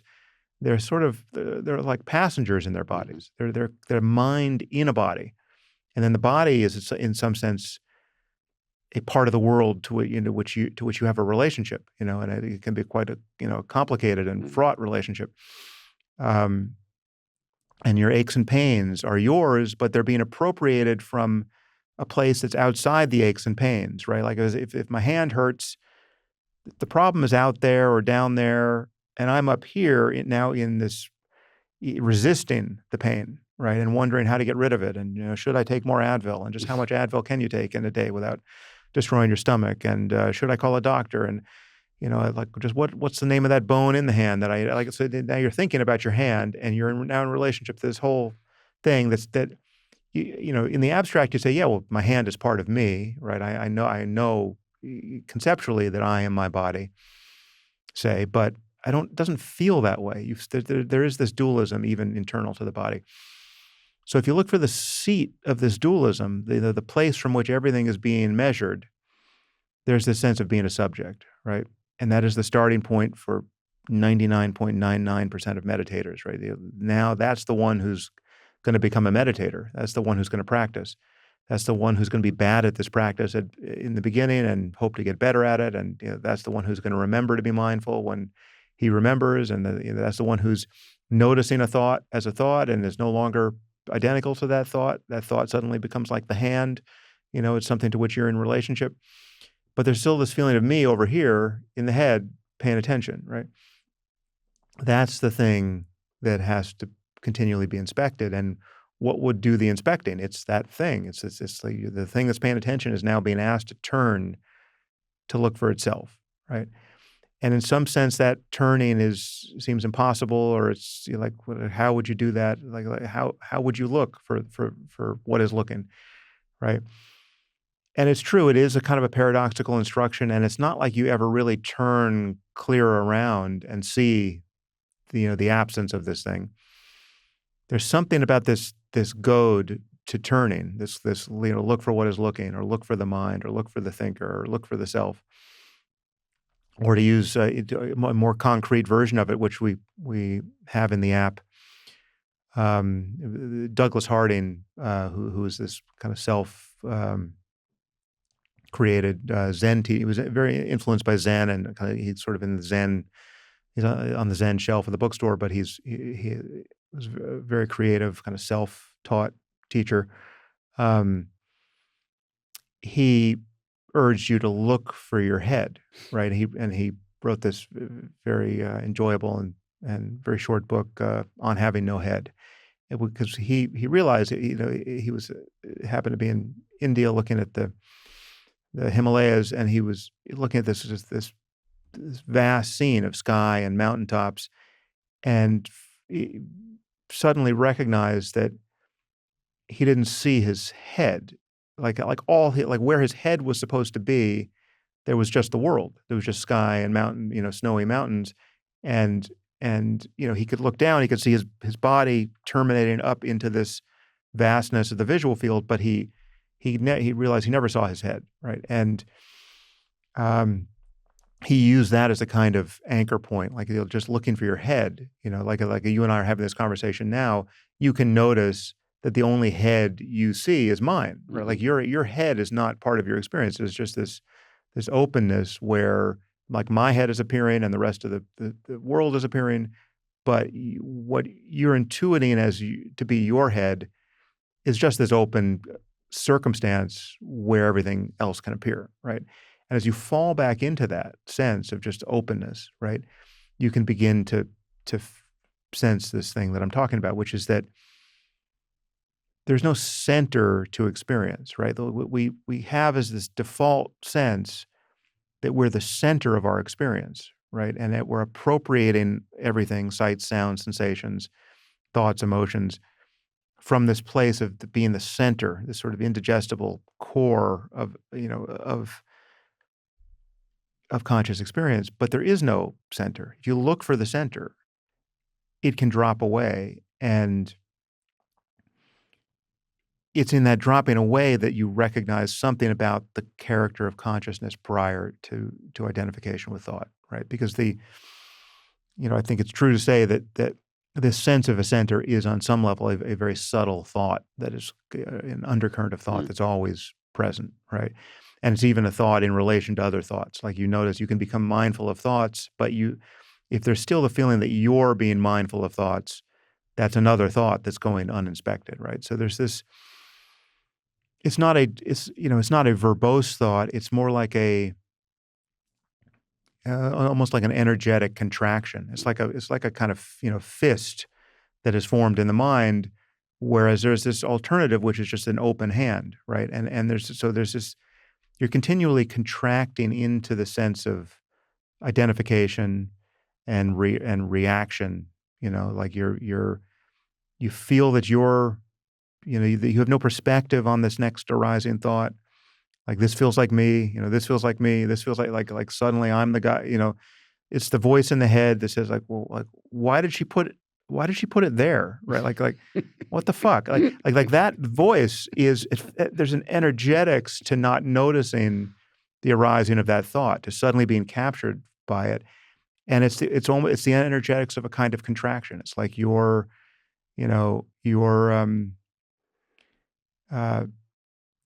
it's occluding what you can otherwise be aware of. It's very much like falling back into a dream. Like all of a sudden, like, why the fuck did she put it there? Like that's that's an instance of the dream, right? Like you didn't see it come. You didn't produce it, you didn't author it. But it's this next thought, or you just have this. You'd suddenly remember, oh my God, I left that thing that I was supposed to bring. And you didn't see it arise, and again, you just dip back down into the dreamscape of, okay, you're not, everything else about your circumstances is now going unnoticed, and you're just in this very brief dream of, fuck, I forgot that thing. It's going to take me 45 minutes to drive. It's traffic now, and I'm out of time. I'm fucking out of time. And so that conversation is happening, and like, you're that, right? that's a dream, right? And mindfulness is a waking up from that dream. But the thing you can there's the dualistic version of waking up from that, which is like, okay, that's just a thought, but it still feels like me over here doing the waking up, right? Like I'm aware of thought. I'm aware of that reaction. I'm aware of the memory. I'm aware of the tension in my body. I'm letting go of it now, and I can let go of it now because I have this degree of freedom because now I know how to meditate, right? But it's still me, the meditator, right? That's this turnabout in consciousness where you notice that there is no one who's doing it, that there's no center to experience. That is the first taste of this real, like, uncreated freedom. Like, this is not something you're doing anymore. This is just the way consciousness is. Right? You're discovering an openness that you don't have to produce, that you can't improve, that you're not. It's just what's there prior to identification with thought, right? It's prior to your contraction. It's prior to your reaction. It's a thing that you can then be mindful of because it's always present. In the same way that experience in every other way is always present, but this is the condition of all experience, right? This is the thing, like, and this is what the reason why it's non-dual, and it's I mean, this is now kind of we're just throwing people into the deep end of the pool here. So, apologies for the confusion that some people might be feeling, but it's non-dual in a variety of ways. It's non-dual because you're cutting through the dualism of subject-object perception, right? Like you're recognizing there's no subject, right? So that there's really just experience, right? You're not on the edge of experience. You're not in the center of experience. There's not one who's having the experience. There's just experience, and you're identical to it, right? There's just consciousness and its contents, and you are that condition of everything appearing, right? Like there's just this whatever this is. So it's non-dual in the sense that the dichotomy of subject and object is the thing you're releasing, and what's left is this. It's not to call it two is wrong. It's not subject and object anymore. But to call it one thing is also wrong. I mean, that kind of reifies it. It's not just one thing. It's this inexpressible, open totality of it's not one. It's not many. And this is why the Buddhists use terms like emptiness, right? And it's a very difficult and confusing thing to translate into English. But the basic concept of shunyata in Sanskrit is this allows for this inscrutable prior condition of it's not just one thing, because all the full diversity of appearances is present, right? Like anything can appear. The character of experience is still fully. You're not cut off from anything, right? Like there's the full energy of sights and sounds and sensations, right? So it's not just a gray goo that gets unified,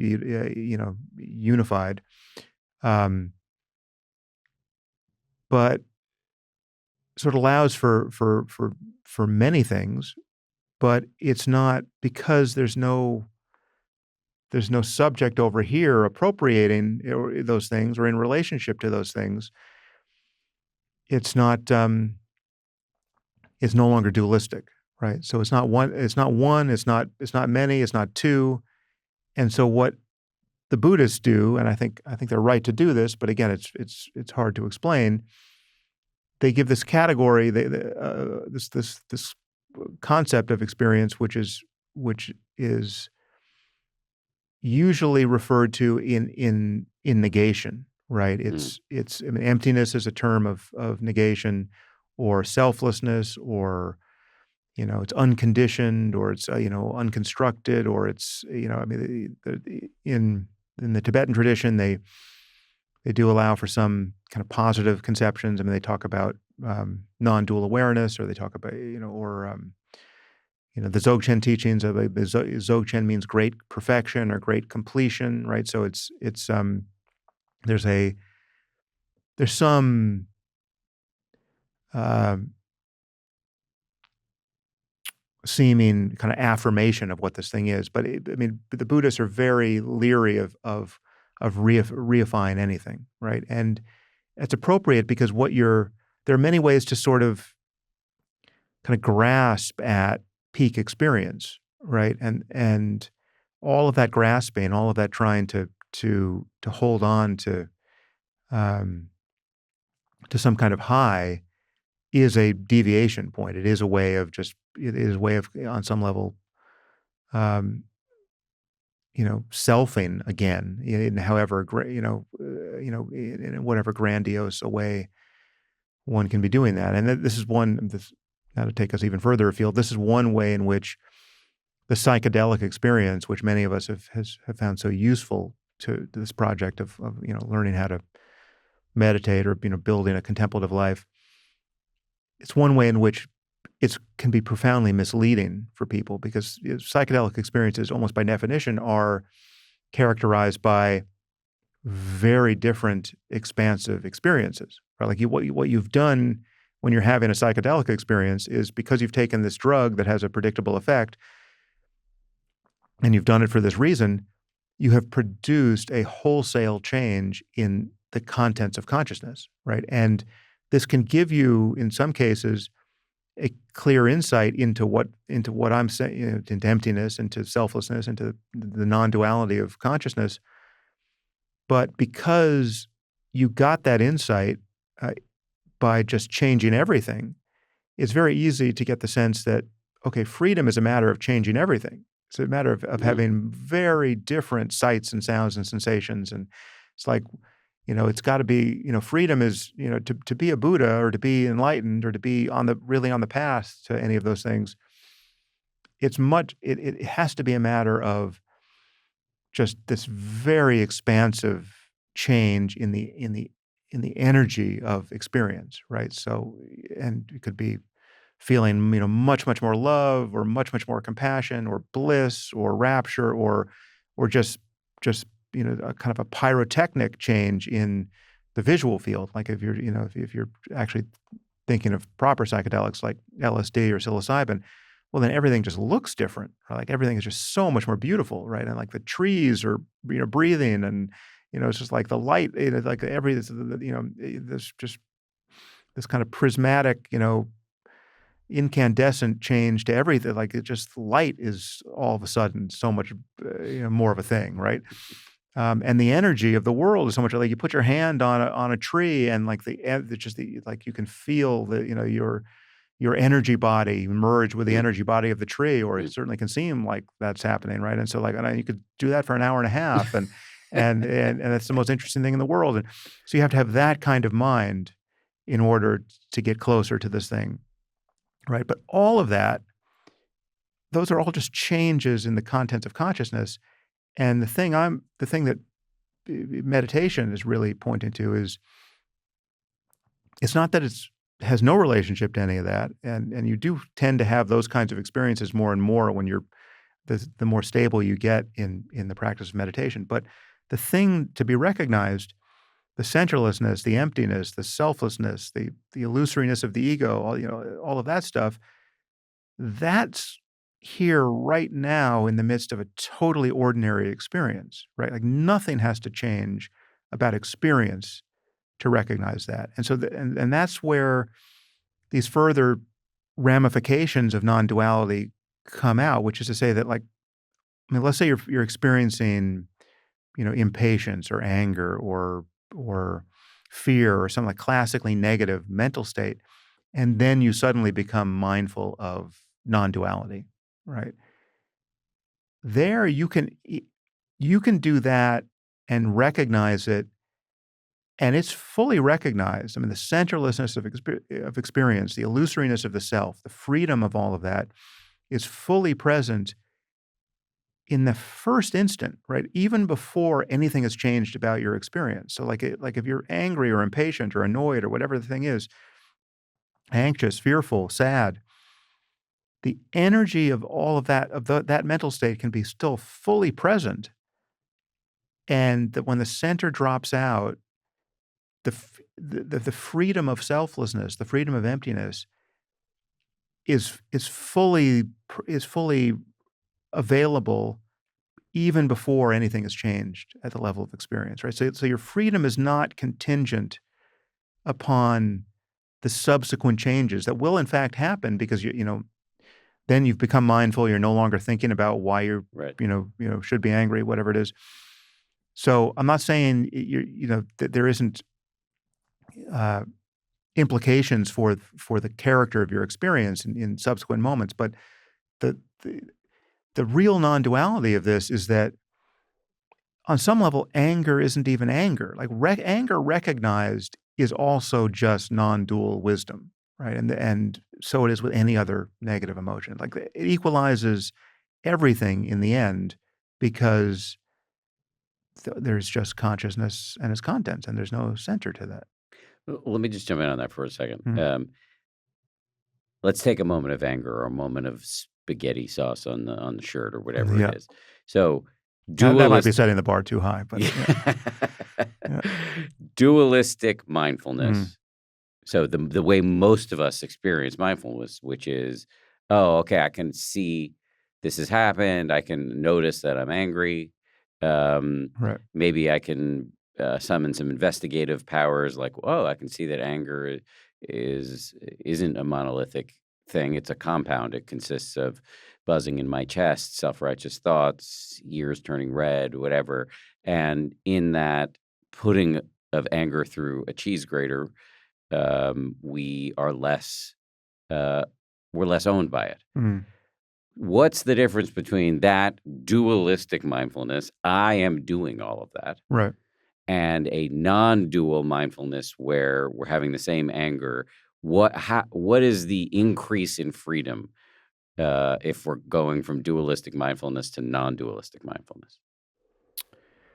Well, I mean, the first thing to say is that even the dualistic mindfulness is a very important stage and an amazing thing to have accomplished, and it's all too rare in this world. I mean, most people out there don't have this practice and would benefit from it, right? So it's like it's you're in a very rarefied position just to be practicing and to know the difference between being lost in thought and identified with thought and not, right? I mean, and that's just to be able to get off the ride for a few moments is an enormous change in one's capacity to be happy, um, and to not suffer unnecessarily, which is so much of what is the real antithesis to being happy in our lives. I mean, you're continually waking up to the fact that you're suffering in a way that it's just simply not needed, right? It's like it's not adding anything. It's not giving you a capacity to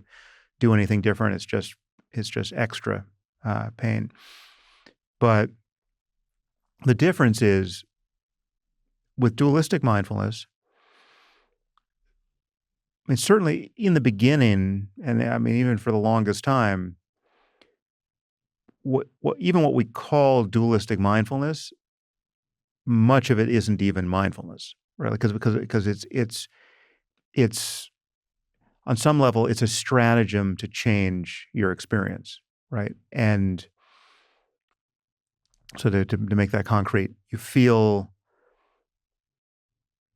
anxious and you don't like feeling anxious. And one of the reasons why you've learned to meditate is the promise that you'll feel less anxious if you actually get good enough at this practice, and you can use it as an antidote to anxiety, right? So that's part of the reason why you're playing this game to begin with, is you don't like anxiety and you want less of it, right?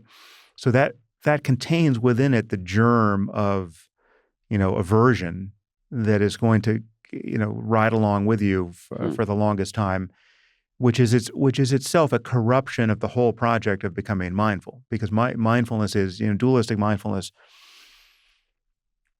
is by definition, I mean, just from the Buddhist Abhidhamma side of it, is not compatible with aversion, right? It is a state of non-aversion. I mean, you really need to be just accepting of experience in order to successfully be mindfully paying attention to it.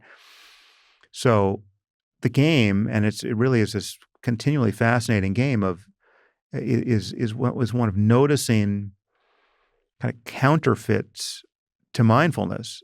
Continually catching yourself, paying attention to experience in order to change it, however covertly. Like you think you're just being open and accepting and mindful, but what you're really doing is subtly pushing away your experience. You're trying to be less anxious. You're waiting for the anxiety to disappear, right? You're waiting, or the anger, whatever it is.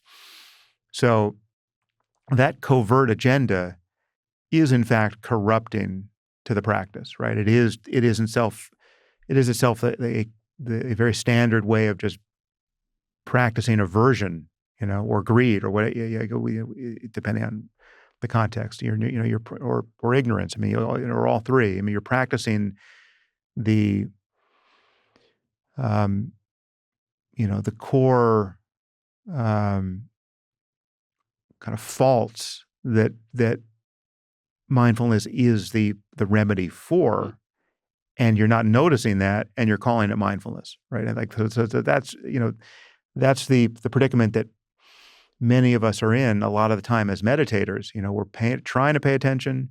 We are paying attention. I'll be damned if I'm not paying attention, but there's competing thoughts, and you're not noticing them. And then you notice a thought, you let go of it. Fuck, I was supposed to be paying attention. And now you're back to the breath, and there's a pain in the knee, and I'm a little anxious about this thing I have to do later. And it's this meditation. It's like yesterday, the meditation felt really good, and this one isn't even. I'm not even getting a good meditation out. It's just been 20 minutes. I've got 15 more minutes, and I haven't really sunk into the meditation yet. Okay, now I'm really going to try. And what happens to almost any meditator is there are certain states of experience that you associate with good meditation, successful meditation. Feelings of calm and tranquility and rapture and bliss. Like if you've gone on retreat and gotten any level of concentration, you've probably touched really kind of drug-like experiences with meditation. I mean, it really feels good to be concentrated. And, and the first time that happens to you on a retreat, or, sometimes it'll happen before retreat if one has any capacity for concentration, the pleasure of a concentrated mind is just a pure drug experience. It's just like, I mean, I've never taken heroin, but I can imagine it's probably, heroin's probably a lot like that. I mean, I've had, propofol or whatever. So yeah, it's like it has this anesthetic, drug-like, blissful, the body's disappearing. Oh, the body's gone. There's just awareness. I mean, it's fantastic, right? But it's temporary. It causes and conditions bring it about, and when causes and conditions change, it disappears. I mean, the bell rings. It's time for tea. They don't have the tea you wanted. Where the fuck? How did they run out of tea? I'm paying good money to be on this retreat, and they don't have any black tea, right? That's you in that next moment. And 5 minutes ago, you were Johnny Bliss who didn't have a body, right? There's something deeper and paradoxically even just more on the surface to recognize, which is consciousness already doesn't have a center, right? There's no you in the middle of it doing any of these things, noticing any of these things. And so to come back to why dualistic mindfulness is different from non-dual mindfulness, dualistic mindfulness always allows for this corruption of having this agenda to improve experience, right? Like I didn't really notice it at the time, but I was paying attention so that I would feel less anxious, right? And of course I wanted to feel less anxious. I mean, why am I doing this in the first? It's there's a sort of Gordian knot there that can't be untied, but it just has to be cut, right? Like you're going to have an agenda, at least from time to time, and in many moments that you can't recognize, unless you can actually just arrive at the destination, right, in this next moment, right? Unless your mindfulness begins to feel like freedom, like actual freedom, it's always going to seem like this remedial antidote to a problem that really exists, right? Like the anxiety is really here. It's really a problem, even though I know it's not supposed to be a problem because it's just something I can be mindful of. I'm being mindful of it, but still sort of waiting for it to disappear, right? And maybe it's just disappearing a little bit now, and that's progress. That's better, and I'm sort of liking that direction this is going, and so that's a little greed and like all that machinery. It's very hard to. It's not impossible. I mean, you can get to a place of dualistic equanimity. There's no question, but being able to practice in a non-dual way allows you just to cut through that with each moment of mindfulness, which is in this moment, even the energy of anxiety has no center, right? There's no me over here with the problem anymore, right? It's like free fall. Like for a moment there, there's just no gravity. Like you're now falling at 1,000 miles an hour through the anxiety, right? There's no like there was structure. It was really me pressed against the wall here for a moment, dualistically trying to be equanimous with all of this. But the non-dual practice, just you realize there's no wall. There's nothing at your back. Like Mhm. you just turn around and it's just open, right? And nothing needs to have changed. And so, I mean, from my point of view, it's only in non-dual practice that you can honestly say you're free. You're a moment of mindfulness is a moment of freedom, whatever the character of the experience, right? Like it's no longer a practice. You're not actually meditating on anything. You're just recognizing the way consciousness is. And in waking up, I'm and it's not just me, it's other teachers in there as well. Most of us are teaching dualistic mindfulness all the while, teaching kind of encouraging a non-dual view of it along the way, and trying to provoke that insight into non-duality at the soonest opportunity, and trying to keep one foot on either side of this thing, which is to keep conserving that iterative, incremental, linear, non-paradoxical message of like just keep paying attention to the breath, just come back to the breath, come back to sounds, notice that notice impermanence. I mean, impermanence is easy. There's nothing paradoxical about impermanence, right? Everything that arises passes away. Every thought, every emotion, every sensation.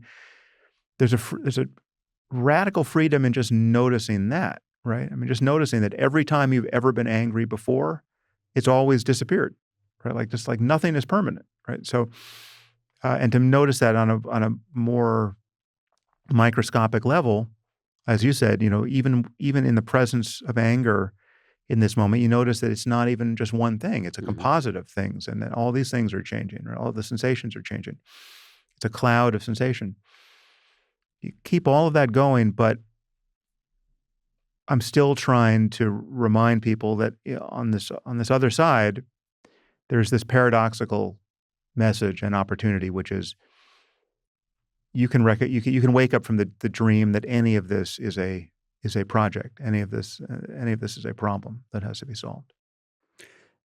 I spent many years building a competitor app, and in that time, even notwithstanding our friendship, never really dove too deeply into waking up, but have now that I don't have that Mm, app anymore, have now spent a lot of time on waking up, and uh, I think you execute what you just described very well, you and the other mm, teachers of yeah, you're getting a lot of what most of us would recognize as like a kind of garden variety mindfulness with a consistent gentle push toward, "Oh, yeah, actually, just see if you can notice what it's like when you look for what's noticing mm, everything." And my sense and my practice, and you tell me if you disagree with this, my sense is you wanna knock on this door consistently, but without a lot of sweatiness. It's like it takes, for some of us, it can take a minute to see this thing you're Mm. pointing to. And it can be maddening because what you're describing sounds great. And then I look for the looker and I don't even know what the fuck you're talking about. But Right. my experience with this, which dates back to 10, 15 years ago when you recommended I read on Having No Head, and I brought it Mhm. with me on a retreat when you're not supposed to read, but I was Right. reading it anyway. Yeah. And I just started it gently once in a while, looking for my head in the midst of my regular meditation practice. And every once in a while, it's much more on the surface and readily available than you would think. Mm. Um, it's not something that comes after excavation. It's just kind of like looking in the right way with the right attitude. You just see, yeah, this head is a concept right now. All that's left is the world. And again, I know that's frustrating for some Mm. people to hear, but my recommendation, which I'm floating to you to see if you agree, is just play with it. Play with it Mm. consistently over time. Don't get too worked up about it, and eventually you might see something interesting. Yeah, and also walk-in meditation with eyes open is a very good way to do Huge, it. Yeah. huge. I mean, we were talking about this before we started Yeah. rolling. For me, I do a lot of walking meditation as an insomniac. It's my Mhm. way to get myself ready for bed, and if I can't sleep in the middle of the night, I'll get back up and do it again. Just asking myself as I'm walking, what is knowing all of this? Mm. Um, and who's even asking this fucking question? Yeah. Yeah. Gets me right into this sense of, oh yeah, there's this yawning chasm of knowing here, and Yeah. I can't claim it as my own. In fact, the thoughts of being a self are appearing Mm. within that space. Yep. But there's something about having the eyes open that makes that easier, and I know you emphasize that on the app. Yeah, so, I mean, this can be confusing for people because they associate meditation with eyes closed. I mean, because it just seems like it's more restful. It's just many people have a preference for closing their eyes, and it's just often taught that way that, you're gonna focus on the breath or sounds, all that's can gets heightened when you close your eyes. Um, but there's a reason why I think there's a reason why the Dzogchen teachings emphasize eyes open practice when they're targeting this non-dual insight, and it's because so much of our sense of self versus other, and is in social space, you the sense that you're in relationship to another person, or just you're differentiating yourself from the physical environment. So much of that is a visually referenced, Mm. you know s- impression, right? I mean, I mean, the effect of vision is so strong that you can actually get in, very,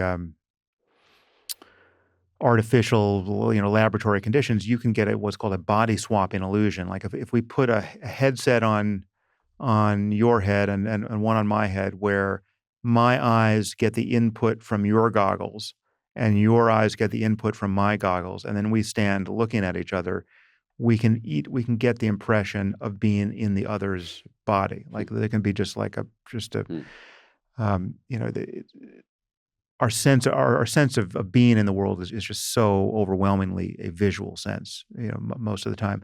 So that when you recognize non-duality with eyes open, it can be that much more vivid. I mean, it's just the shift from duality to non-duality can be much more salient with eyes open. Whereas with eyes closed, I mean, you can do it with eyes closed, and once you've learned how to do it with eyes open, it becomes easier to do it with eyes closed. But there's something much more subtle about it, because when you close your eyes, you're just kind of there's just a sense of just being inside, kind of interior, and the sense of subject-object dualism is less pronounced. But when you're looking at the world of objects with eyes open, it's like there's a glass over here, I'm reaching for it, I'm picking it up. It's like it's obvious that this is a dualistic occasion, and so when you drop the dualism, it's just a very clear shift. And so, yeah, again, Douglas Harding noticed that, and he used this on Having No Head, paradigm. But with walking meditation, you can do a nice thing because you're moving through space. You can notice that the default sense of subjectivity is that you're over here, you're in your head moving through the world of objects. And so as you walk, you are moving toward static objects. And Mhm. if you're walking toward a tree, you are this locus of consciousness that is moving toward the tree. But you can also flip that and just feel like everything's just moving. You're not moving on some level, even while you're walking, and everything's just moving toward Mhm. you, right? Like you're just this still point, and everything's coming toward you. And you can toggle between those two impressions, right? That you're moving through space, or that everything is moving toward you. And you can do this even more easily on some level in if you're like a passenger in a car, right? Like you're looking out the windshield, you can get the sense that you're hurtling through space and just the world is rushing by, or you're still and just the world is rushing toward you. You can toggle between those sensations, and they're kind of equivalent, but they're different. I mean, it's almost like a Necker cube, where one side pops out and the other side it reverses, and it's that bistable percept. Um, but in toggling between those two senses of you moving through space and it's just space rushing toward you, you're actually kind of passing through the fulcrum of this non-dual insight of having no head. Like you're like the thing you're doing to toggle between those Mm. two is kind of very quickly passing over the still point, when you recognize it on some level, there is no like motion is a concept. Like there's Mm. everything is just in its for that moment, everything is just in its own place, Mm. right? Like there's just the world. There's not you moving through it, and there's no place from which you're the thing that's moving toward the static objects. And when you reverse it, there's no place toward which things the movie of the world can be rushing, or it's like there's nothing to reverse, right? There's just the point you're passing through is just everything is in its own place, and and there's kind of an inscrutable just openness and suchness, and there's no two sides. You're not over here with everything else out there. There's just everything. It's just the world on some level. Um, but walking meditation, or eyes open moving, I hesitate to say do it while driving, because when you're actually at the wheel you have to have other things to pay attention to. But as a passenger, or as a seasoned driver, or as you can play with this with open eyes, and it's a useful way of getting this insight. Before I let you go, my Yeah. 2 habitual final questions. One is there something you were hoping to talk about that we didn't? I don't think so. I think we covered a lot of Yeah. many sides of this. Yeah. Yep. Finally, can you just walk us through, just say more about waking up and, why, what went into creating it and why you recommend it? Well, I feel like an incredibly fortunate beneficiary of this change in technology. So I wrote a book called Waking Up, which came out in 2014, which really has the same kind of content in it. I mean, it was my best effort to present these ideas in book form, but audio is just so much better as a vehicle for teaching this, the practice, and both the concepts, and actually, and more importantly, actually guiding people in a moment to moment, meditation practice, right? So it's just, in my view, it's the perfect technology to do it, and I don't think video adds anything important to it. I mean, a video is obviously useful for its own um, reasons, but in terms of actual meditation instruction, I just think audio is king. I mean, it's much more intimate. It's something you don't have to be looking at anything in order to receive it. I mean, so you can be listening as you walk, or you can be listening as you with eyes closed, or it's just it's just the perfect technology for it. So we kind of stumbled upon the opportunity to build an app, right? I mean, this was just not a thing before. I'm not sure which year. I mean, we had, the smartphone came out because the iPhone came out in 2007. Yeah, 7.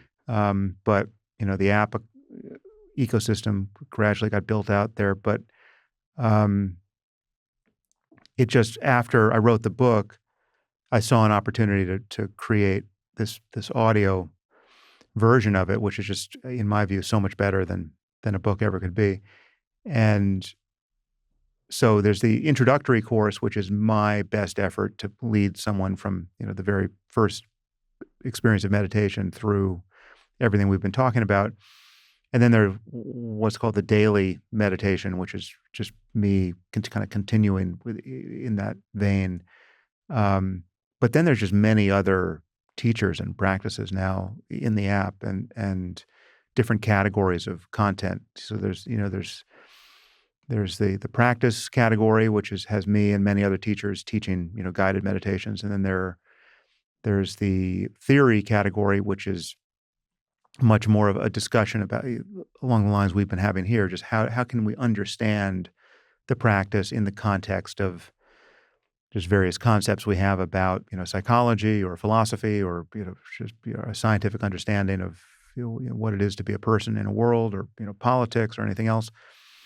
And then there's a life track now, wherein, many other topics, even beyond meditation and enlightenment, or any of the other things we've been talking about, are now available to talk about. I mean, so, you got, someone like Oliver Berkman teaching, time management, or the illusion of time management, or, in his own inimitable way.